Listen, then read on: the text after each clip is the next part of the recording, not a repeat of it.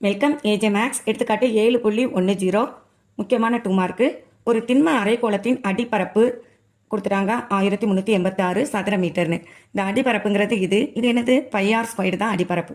இது வட்டத்தின் பரப்பாக இருக்கும். அப்போ πr ஸ்கொயர்டையே டைரெக்டாக நமக்கு கொடுத்துட்டாங்க. πr ஸ்கொயர்டு எவ்வளோ தான் 1386 சதுர மீட்டர். ஓகேயா? அப்புறம் என்ன கேட்டிருக்காங்க? எப்போவுமே கணக்கில் கொடுத்தது என்ன கேட்டது என்னன்னு 2 கொஸ்டின் கேட்டுக்கிட்டோம்னா ஈஸியாக இருக்கும். இதில் மொத்த புறப்பரப்பு கேட்டிருக்காங்க. அப்போ அரைக்கோளத்தின் மொத்த புறப்பரப்பு என்னவா இருக்கும் நமக்கு தெரியும் 3πr ஸ்கொயர்டு. ஏற்கனவே நமக்கு முழுசாக πr ஸ்கொயர்டு நம்ம கைவசம் இருக்குது. அப்போ 3ஆல் இந்த நம்பரை மல்டிப்ளை பண்ணிட்டாலே போதும். அப்போ என்ன வரும் 3 × 1386. ஏன்னா அதுதான் πr squared. πr squared apply பண்ணிட்டோம். 3ஆல் மல்டிப்ளை பண்ணுங்கள். 3 6 ஆர் 18 பேலன்ஸ் 1. அடுத்து 3 8 ஆர் 24 25க்கு பேலன்ஸ் 2.